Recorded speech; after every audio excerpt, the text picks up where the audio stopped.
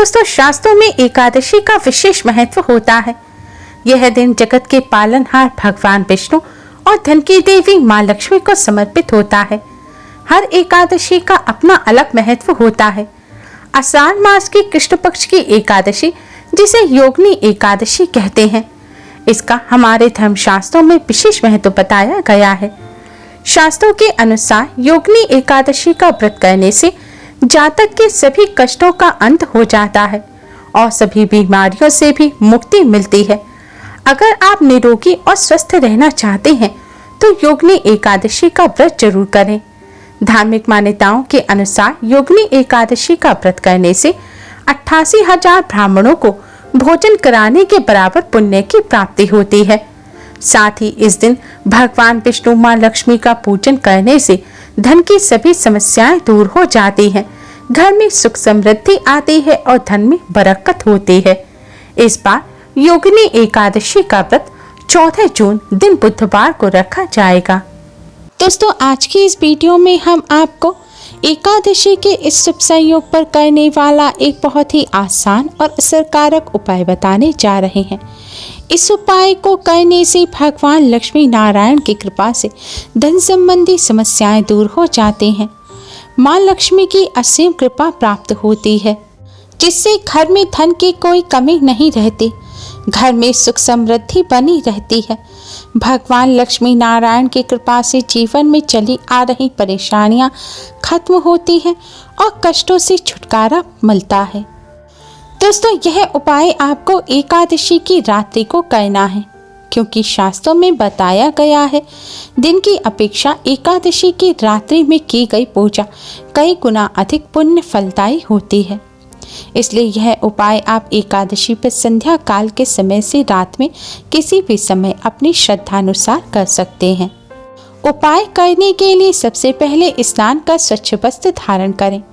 अगर आपने दिन में स्नान किया है तो उपाय करने से पहले आप अच्छी तरह से मुंह हाथ पैर धो लें और स्वच्छ वस्त्र पहनें। हो सके तो लाल या पीले रंग के वस्त्र पहनकर आप इस उपाय को करें। ध्यान रखें, काले या नीले रंग के कपड़े ना पहनें। अब दोस्तों, आप एक साबुत फूल वाली लौंग लें। जी हाँ दोस्तों, आपको इस बात का ध्यान रखना है कि लौंग साबुत होनी चाहिए, जिसमें फूल हो। टूटी हुई लौंग ना लें। और इस लौंग के साथ ही आप एक छोटी साबुत हरे रंग की इलायची ले लें। इलायची में भी आपको इस बात का ध्यान रखना है कि इलायची फटी हुई नहीं होनी चाहिए। आपको साबुत लौंग और इलायची लेनी है। अब आप इन्हें एक कटोरी में रख लें। अब अपने मंदिर के सामने आसन बिछाकर बैठ जाएं। अब आप भगवान श्री गणेश को प्रणाम करें, भगवान लक्ष्मी नारायण को प्रणाम करें। अब भगवान जी के सामने एक घी का दिया जलाएं और एक सुगंधित धूप बत्ती जलाएं। अगर आप संध्या काल पूजन के समय इस उपाय को कर रहे हैं तो पूजन के लिए जो आपने दिया जलाया है उसी दिए को जला रहने दें। उपाय करने के लिए आपको अलग से दिया जलाने की जरूरत नहीं है। दोस्तों, अब आप भगवान श्री हरि विष्णु माँ लक्ष्मी जी को हल्दी और कुमकुम से तिलक करें और भगवान जी को किसी फल मिष्ठान का भोग लगाएं। फल मिष्ठान ना हो तो शक्कर, मिश्री, बताशा, आप किसी भी चीज़ का भोग लगा सकते हैं। भोग लगाने के पश्चात दोस्तों, ये जो लौंग और इलायची हैं, इन पर भी आप हल्दी और कुमकुम से तिलक करें। अब आप यह लौंग और इलायची दोनों उठाएं और भगवान जी के चरणों से लगाएं।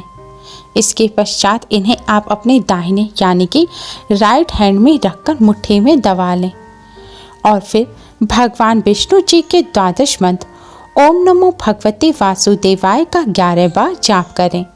मंत्र है ओम नमो भगवते वासुदेवाय। मंत्र का जाप करने के पश्चात दोस्तों, अब आप माँ लक्ष्मी के इस मंत्र का जाप करें। मंत्र है ओम महालक्ष्मी नमः। मंत्र है ओम महालक्ष्मी नमः। दोस्तों, आप चाहें तो उंगली पर गिरकर भी जाप कर सकते हैं, लेकिन अगर आपके घर कमल गट्टे की माला हो तो आप इस मंत्र का जाप कमल गट्टे की माला पर करें। ऐसा करना अति शुभ रहता है। ऐसा करने से माँ लक्ष्मी अति शीघ्र ही प्रसन्न हो जाती हैं। दोस्तों, मंत्र का जाप करते समय आपको बीच में बोलना नहीं है। यानी कि लगातार 108 बार आपको मंत्र का जाप करना है, तभी माला पूर्ण होगी। और यह भी ध्यान रखें, मंत्र का जाप करते समय आपको यह लौंग और इलायची अपनी दाहिने हाथ यानी कि राइट हैंड की मुट्ठी में दबाकर ही रखनी है।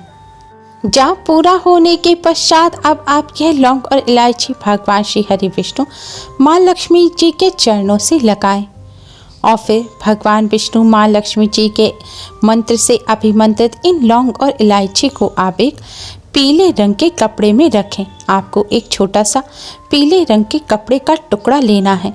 उसमें आपको यह लौंग और इलायची रखकर इसे सुई धागे की मदद से कपड़े को सिल देना है। आप एक छोटा ताबीज सा एक छोटा सा पाउच बना लीजिए और उसमें यह लौंग और इलायची रख लीजिए।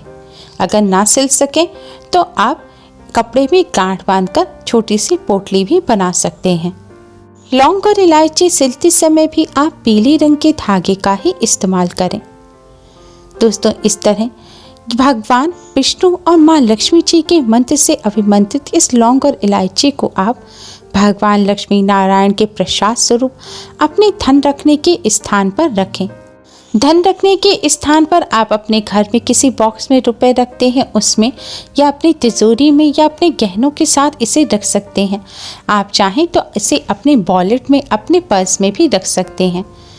आपको बस इतना ध्यान रखना है कि आपका वॉलेट चमड़े का नहीं होना चाहिए। रेक्सीन आर्टिफिशियल जो लेदर होता है उसका वॉलेट है तो उसमें आप रख लीजिए, लेकिन चमड़े के पर्स में आप लौंग इलायची ना रखें। दोस्तों, लौंग और इलायची का हमारे धर्मशास्त्रों में विशेष महत्व बताया गया है। लौंग को बहुत ही पवित्र माना जाता है। साथ ही इलायची माँ लक्ष्मी और भगवान श्री गणेश को अत्यधिक प्रिय है। इस तरह लौंग और इलायची को अभिमंत्रित कर धन रखने के स्थान पर रखने से भगवान लक्ष्मी नारायण की कृपा से धन संबंधी समस्याएं जल्द ही दूर हो जाती हैं। घर में फिजूल खर्ची होना बंद हो जाती है, जिससे घर में पैसा टिकने लगता है और धन की समस्या नहीं होती। धन आवक के नए मार्ग भी खुलते हैं, धन में बढ़ोतरी होती है। साथ ही घर में चली आ रही परेशानियां भी दूर होती हैं, कष्टों से छुटकारा मिलता है और घर में भगवान लक्ष्मी नारायण की कृपा से सुख समृद्धि बनी रहती है। दोस्तों, इस लौंग इलायची की पोटली को आपको अपने धन रखने के स्थान पे ही रखा रहने देना है और अब जब एकादशी आए तब उस दिन आप इसे निकालें और फिर से पूजन में रख इसे अभिमंत्रित करें और फिर से अपने धन रखने के स्थान पर रख लें। दोस्तों, हर माह भी 2 एकादशी आती हैं। आपको हर एकादशी पर अभिमंत्रित करने की ज़रूरत नहीं है। आप एक माह में किसी भी एक एकादशी पर इसे अभिमंत्रित कर सकते हैं। दोस्तों, इस उपाय को करने के साथ ही कुछ बातों का विशेष ध्यान रखें। एकादशी के दिन आपने व्रत रखा है या नहीं भी रखा, तभी आज के दिन आपको जौ और चावल का सेवन नहीं करना चाहिए। सेवन के साथ ही किसी भी रूप में जौ और चावल का इस्तेमाल भी नहीं करना चाहिए। पूजन में भी चावल का इस्तेमाल ना करें, क्योंकि आज के दिन चावल को मांसाहार की श्रेणी में रखा जाता है और चावल का इस्तेमाल करना वर्जित होता है। एकादशी के दिन भगवान विष्णु को भोग लगाते समय भोग में तुलसी का पत्ता अवश्य ही रखें, क्योंकि तुलसी के पत्ते के बिना भगवान विष्णु भोग को स्वीकार नहीं करते। लेकिन इस बात का ध्यान रखें कि एकादशी के दिन तुलसी के पत्ते नहीं तोड़ने चाहिए। तुलसी या किसी भी पेड़ पौधे के पत्ते या फूल नहीं तोड़ने चाहिए। तो आप पूजन के लिए एक दिन पहले ही तुलसी का पत्ता तोड़कर रख लें। अगर ऐसा नहीं कर पाए हैं तो अपने आप से टूटा हुआ जो तुलसी का पत्ता पड़ा हो, आप उसको भी लेकर धोकर भगवान विष्णु जी को अर्पित कर सकते हैं, या फिर पहले भोग में जो आपने भगवान विष्णु जी को पत्ता चढ़ाया हो, आप उसे वापस भोग में रख सकते हैं, क्योंकि तुलसी का पत्ता कभी भी बासी नहीं माना जाता। एकादशी के दिन इन बातों का विशेष ध्यान रखें। आशा करते हैं दोस्तों आपको आज की वीडियो पसंद आई होगी। वीडियो को लाइक कर अपने फ्रेंड्स के साथ शेयर जरूर करें और यूजफुल वीडियोस के लिए चैनल को सब्सक्राइब कर बेल आइकन को जरूर दबाएं। आज के लिए बस इतना ही। जल्द ही मिलते हैं एक और नई वीडियो के साथ। तब तक के लिए नमस्कार और thanks for watching my video.